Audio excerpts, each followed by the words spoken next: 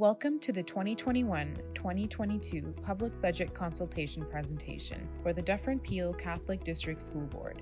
Here's a message from Sharon Hoban, Chair of the Board of Trustees.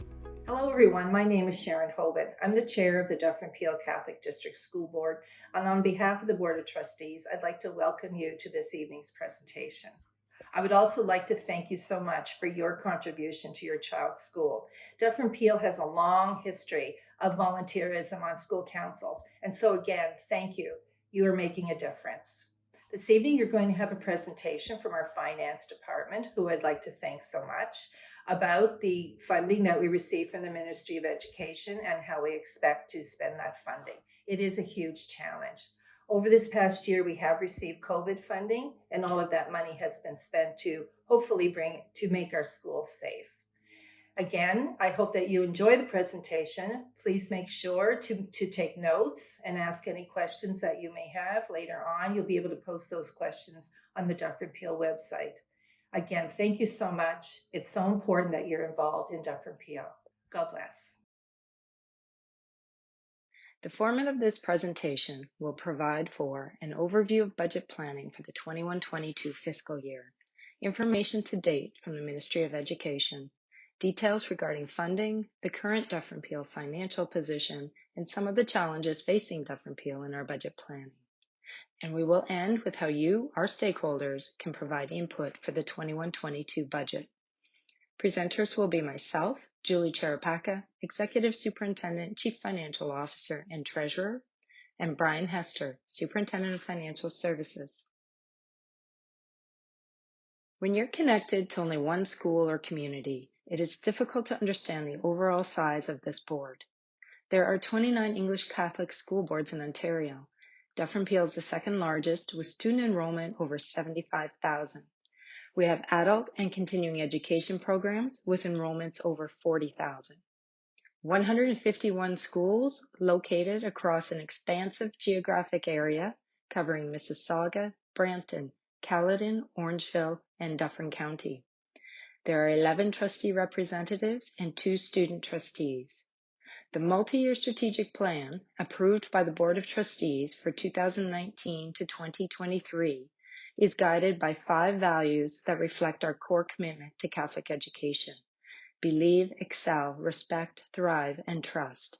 At all times, our budget development process is guided by these values. Budget planning is a continuous cycle that involves planning, monitoring, and reporting. We are currently in the budget planning and stakeholder input phases. During this time, many facets of information are analyzed, including enrollments, financial trends, and operational changes. The input received from our stakeholders is also required before a final budget is presented to the Board of Trustees for approval and filed with the Ministry. We anticipate, based on timing, this will be the end of June. As the year progresses, interim financial reporting is completed and a revised budget is prepared in December based on updated information, including actual enrollment data and staffing. At year end, financial statements are prepared, audited, and posted to the board website. The Grants for Student Needs, or the GSN, is an important component in the cycle for determining overall funding for the fiscal year. We anticipate receiving the GSN information from the Ministry by the end of April.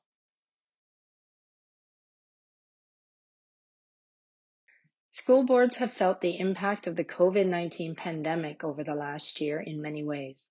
However, from a financial perspective, we wanted to share the following. From both federal and provincial sources, Dufferin-Peel has been allocated $24.7 million in one-time only COVID funding. This funding has provided an opportunity for Dufferin-Peel to invest in areas that would not have been possible in previous years. In technology, Dufferin-Peel has invested almost $10 million. This involves new Chromebooks and laptops, improved internet connectivity and broadband, digital resources and learning materials, and online learning management systems. Dufferin-Peel has hired additional custodial staff, classroom teachers to address physical distancing, new mental health workers, and additional student monitors. Funding for the air quality and ventilation improvements has been utilized to procure HEPA filters and portable air scrubbers. Enhanced cleaning measures have been implemented, including deep cleaning on a regular basis and frequent cleaning and sanitizing of high touch points throughout each day. A lesser-known funding source this year was the GSN stabilization funding. This was provided when the revised budget was prepared to assist school boards with the unexpected drop in enrollment. All school boards across the province experienced a decline in enrollment as a result of COVID-19.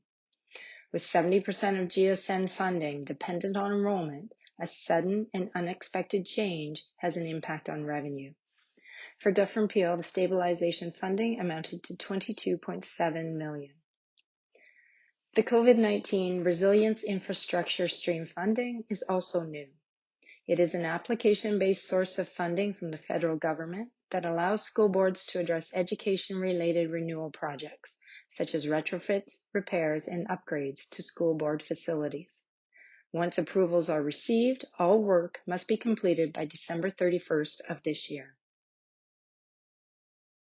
As mentioned previously, the GSN funding formula from the Ministry is key in determining the revenue for the board each year. For Dufferin Peel, the GSN represents 96% of all revenues. The Ministry also provides funding in the form of Priorities and Partnerships Funds, or PPFs. These funds are announced at different times throughout the year for very specific purposes related to Ministry initiatives, and they are often one-time only and time-limited. The last source of funding is miscellaneous. This would include interest revenue, rental and permit revenues, federal grant funding, and international student program fees. The GSN consists of foundation grants and special purpose grants. The school foundation and pupil foundation grants account for over 50% of the total and are largely enrollment driven. Special purpose grants are investments in targeted areas and can be different across school boards. We can break down the GSN as supports for four main areas of education. The classroom includes the Pupil Foundation Grant and other investments that directly support the student and the classroom, including all teaching staff. Specific education priorities are targeted grants providing wraparound supports for students, such as special education, language, learning opportunities, Indigenous education, and mental health. The schools includes the Student Foundation Grant and supports the administration of schools and the facility operations and renewal needs of taking care of the buildings. Locally managed systems is an area of the GSN addressing different geographic circumstances of boards, declining enrollment support, student transportation, and school board administration and governance.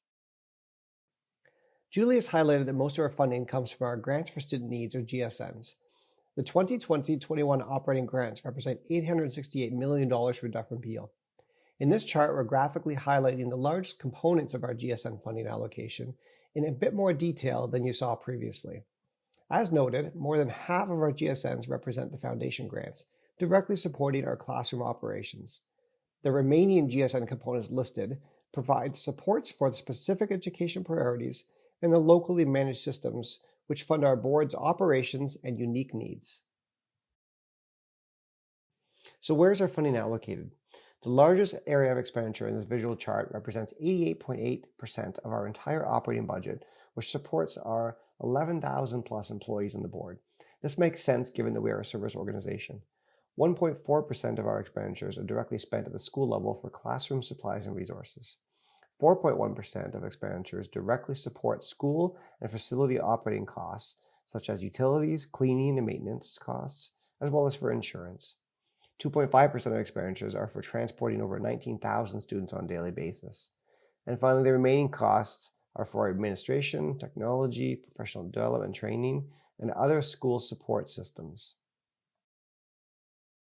To provide context for the 2021-22 budget, this slide shows the most current financial position of the board, the 2020-21 financial cycle, bringing together the grants and expenditures we just reviewed.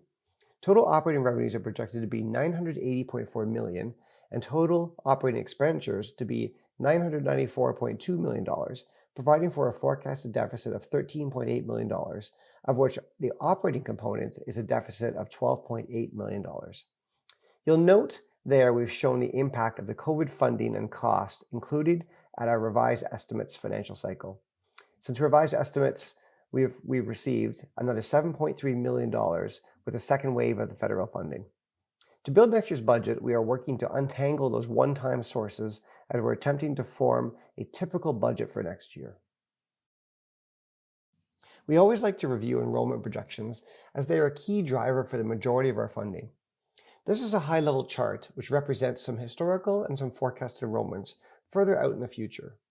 Unfortunately, the declining trend will continue for our board, which will have a direct impact on our financial operations. The last line is also important to note as it shows our utilization is slowly declining, leaving several underutilized spaces in our schools. Focusing down a bit more, the next 3 slides dive a bit deeper into the enrollment trends and the near future projections.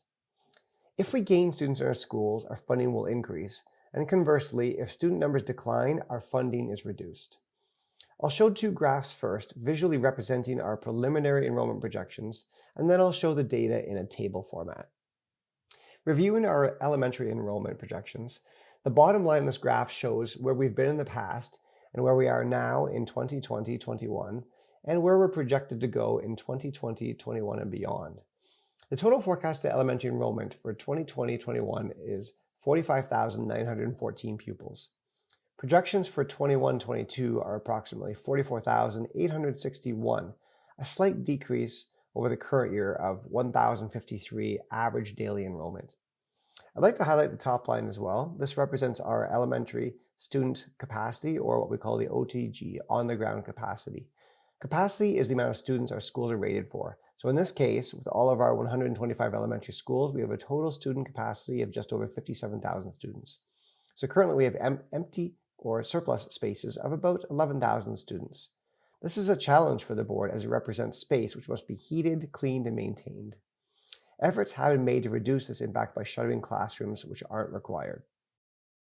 Focusing on the secondary enrollment now, the bottom darker line represents the secondary enrollment at approximately 30,260 pupils for 2020-21. Projections for next year, 21-22, are forecasting a small increase to 30,329 students.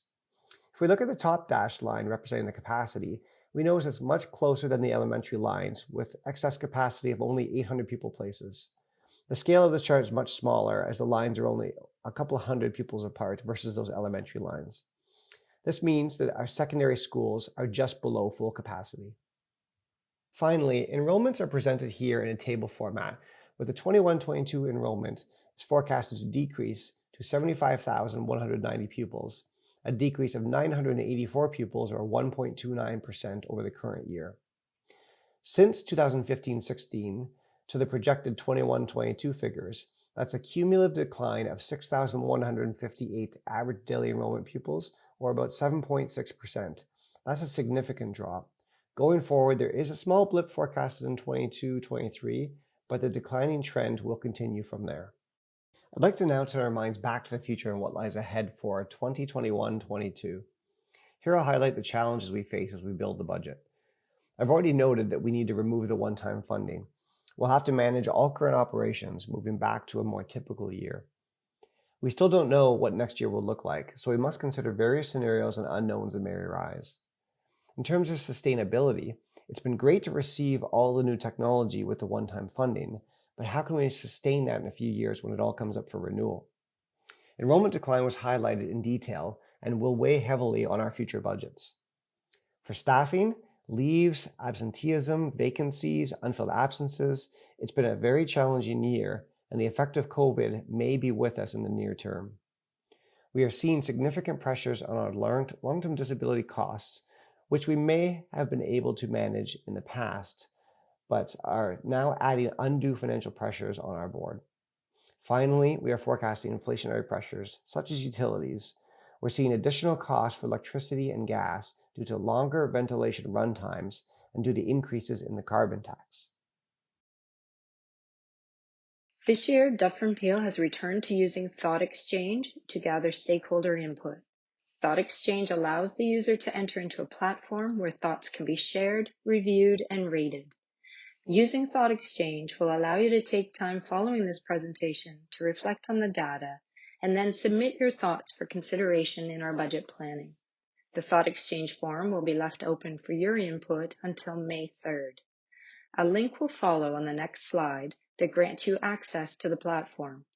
Thought Exchange is user-friendly. You can enter your own thoughts to the question posed, and you can review the thoughts entered by others and rank them using a star system. As we develop the 21-22 budget, we are looking for your input as to where Dufferin Peel should focus resources to best support student achievement and well-being. The Thought Exchange link will be posted to the public budget consultation webpage on the main board website. It will also be shared via Dufferin Peel social media channels, direct through email, and school messenger. This concludes our budget consultation presentation, and we thank you for taking time to listen. For opportunities to provide input, please refer to the public consultation webpage. You can participate in the Thought Exchange, send an email direct to the board, or provide input by contacting your local trustee. Your feedback regarding the best use of limited resources helps to guide our process in developing the 21-22 operating budget. Thank you.